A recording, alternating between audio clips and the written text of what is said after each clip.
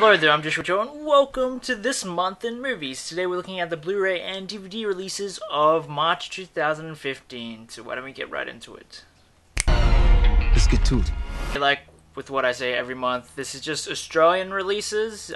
I'm sure some of these movies are already out in the States or are coming later. And also these are just movies I recommend checking out. There are many movies coming out throughout this month. Some of them I just do not recommend watching, so I'm not going to mention them. So why don't we start with the first week of March?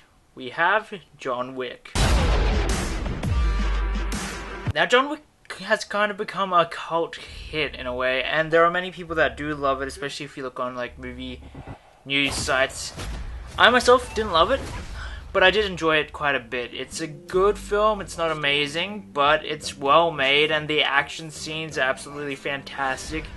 This is when choreography outshines editing, and it's just in the best way too, and the fact that they actually make Keanu Reeves seem like he can act, that's quite a feat. Really, this film is very, very generic and very cliche in the way that it's written, but its execution makes it worthwhile. It's just really, really good action, so if you're an action fan, definitely check it out. If not, this probably isn't for you, but I enjoyed it for what it was, even though it isn't that great. I gave it 3 stars. How good's your laundry? No one's that good. I thought not. Also in the first week of March, we have Pride. An endearing and entertaining kind of comedy which digs into the prejudice against homosexuals, and it's actually based on a true story, though of course very, very loosely based. But I enjoyed it for what it was, which was really just a movie about people, and I enjoyed it for what it was. It's not anything that blew me away, but it's well made. The cast is extremely charming, the cinematography is nice, and the script is really good too. Though it does suffer from a bad soundtrack, like honestly the score and the soundtrack really didn't work for me. And there are quite a few forced moments in the film. I still enjoyed it and I thought it was a good film. It wasn't amazing or anything, but it's fun. And it actually digs into some social issues, so 3.5 stars from me. Lastly, for the first week of March, we have what I'm sure all of you guys are waiting for, and that is Mockingjay Part 1.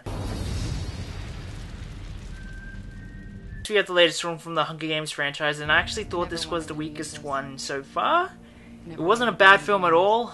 I still enjoyed it, but compared to the first two, it definitely was the weaker one, though I did enjoy the kind of political subjects it had, and the cast is just great as well, and it's really well made. Once again, this one's directed by Francis Lawrence. Unfortunately, because they did split up this book into 2 films, it really takes away the impact, even though I'm sure there's a lot that's going to happen in the last movie.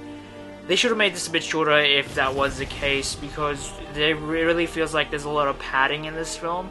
Though it's still an enjoyable one, I gave it 3 stars, so I'm sure if you're a fan of the Hunger Games franchise, you love this film, and I'm sure you're going to check it out. But I'd still recommend checking it out. You will rescue Peeta at the earliest opportunity, or you will find another Mockingjay. Now for week 2, we have The Congress. Now I actually saw this back in 2013, but it's only coming to home video in Australia right now. And it's directed by Walter Bashir, director Ari Folman, and what it is, it's definitely a weird film. Really, really interesting take on identity and products. And just the animated scenes are absolutely gorgeous, absolutely fantastic, but then you also have a fantastic performance from Robin Wright, and to me it's just one of those films that is incredibly interesting, has a lot of insight into our world, and I really loved it for its ideas, even though the narrative doesn't always come together. I just really enjoyed it for what it was, and what it is a very ambitious film about identity, about products in the media, about celebrity, and I found it quite fascinating. I thought it was really well made, really well done. The story's a bit confusing and doesn't always come together, but I still really, really liked this film, so I gave it 4 stars. Can I go back to where I came from? Next we have 2 Days and One Night. Now this film features a fantastic performance from Marion Cotillard, who was nominated for it, but this is very much a realistic working class drama from the Dardenne brothers, and I really like the idea of it, and how you really are exploring these people in this community, and how your main character is basically just a raw nerve. and she's not exactly as driven as your general main characters are, and she kind of has to like force herself to kind of strive to live. And to me, it was a very interesting film. I didn't think it was amazing. I didn't get entirely engrossed in it. But Marion Cotillard's performance really takes you through this film. Its look at depression is quite fantastic. So I gave it 3.5 stars. Next we have Kill the Messenger. Anchored by a fantastic performance from Jeremy Renner. This one's directed by Michael Costa, and it's a very well-intentioned film. It's still a decent and a good film. I still liked it, but I was expecting a lot more from this type of film. And to me, it just really doesn't come together, especially on a scripting level. There's a lot more they could have done with this, really, and though it's anchored by great performances and fantastic cinematography from Sean Bobbitt, I was just expecting so much more from this film, and it had so much more potential, but unfortunately it didn't really lose its potential, so I still gave it 3.5 stars. This is a true story. Some stories are just too true to tell. Now we have the young and prestigious T.S. Spivet.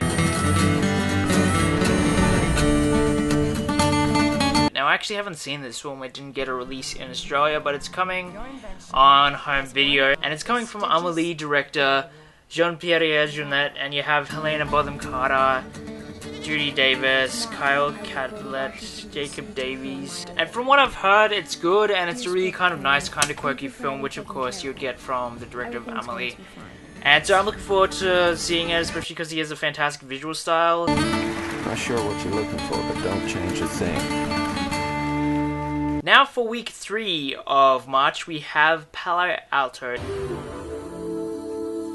Now this is from Gia Coppola, who is of course from the Coppola family, which is full of directors, and it's based on short stories written by James Franco, who also stars in the film alongside Emma Roberts. Gia Coppola shows she has a very strong directorial voice, but she also shows that she's able to dig into people very honestly, and this is very much a character-focused film. There's not much of a plot going on, so if those types of films annoy you, this is definitely not for you. And yes, this is basically rich young people problems, but that still doesn't stop it from being engaging. It still doesn't stop these characters from having life problems. And even though it does have kind of a sterile kind of observant look at these people, that doesn't stop it from being very hypnotic, with gorgeous cinematography, a fantastic soundtrack. And though it may seem a bit similar to Sofia Coppola's work, there's enough of a unique voice in it to kind of separate her from that. And I gave it 4 stars. You're young. You don't know why you do things. Next, in week 3 of March, we have The Water Diviner. Now this was Russell Crowe's directorial debut, and he also stars with it alongside Olga Kurylenko.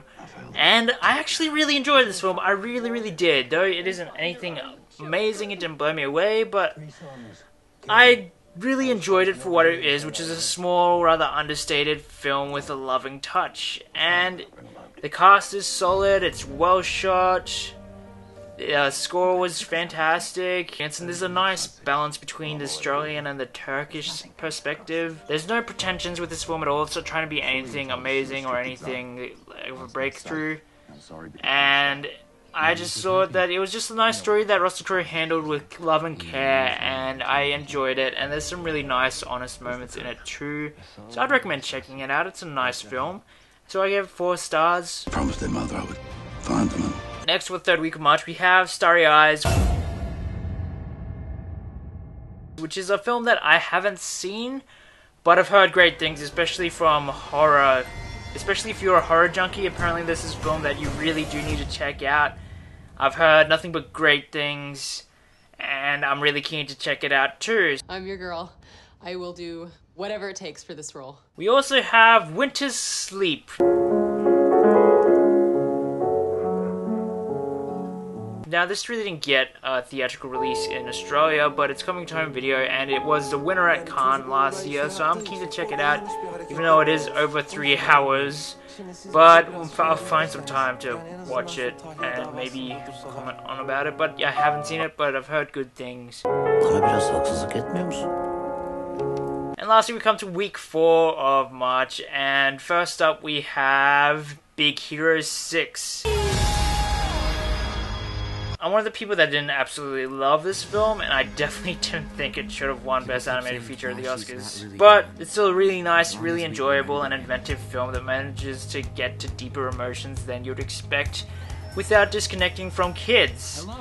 And though it doesn't really bring anything new to this type of story, again, though it's very predictable and cliche, and I kind of knew where everything was going, the characters are incredibly charming and make the ride worthwhile, and the world of San Francisco is really cool as well. And I think it's a lot better than Frozen was, to be honest, and I still really enjoyed this film. I give it 4 stars.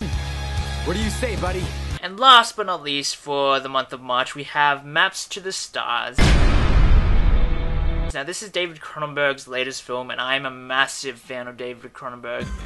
Just the way he likes to dig into the psychology of film and the psychology of people, make things weird, make things incredibly interesting and fascinating. There's a lot of metaphor in everything he does, a lot of sexual psychology. And I find everything he does really interesting. Even if I don't like the movie, there's always something interesting about it that I enjoy. And I have to say, I enjoyed Maps to the Stars quite a bit. Now, it didn't have a proper theatrical release in Australia, but I still got to see it before it came out on home video. I can't say I fully understood it at all, but that's basically like with most Cronenberg films, there's a lot to digest, and you can't really get it all from just watching it once. You have a fantastic cast who give fantastic performances. It's just a very twisted yet understated world in this film with a lot of backgrounds under the surface.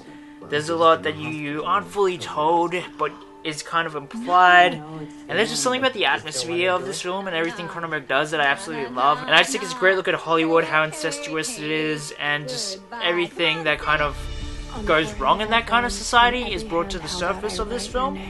The script is definitely far from perfect. It's a very, very flawed film on a logic level, but on the thematic level, just the ideas and everything he's bringing up is absolutely fascinating to me. Definitely be a bit off-putting to you if you're not used to Cronenberg films.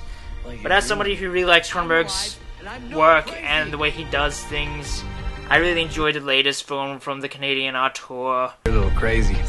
So those are the DVD and Blu-ray releases for March 2015 in Australia.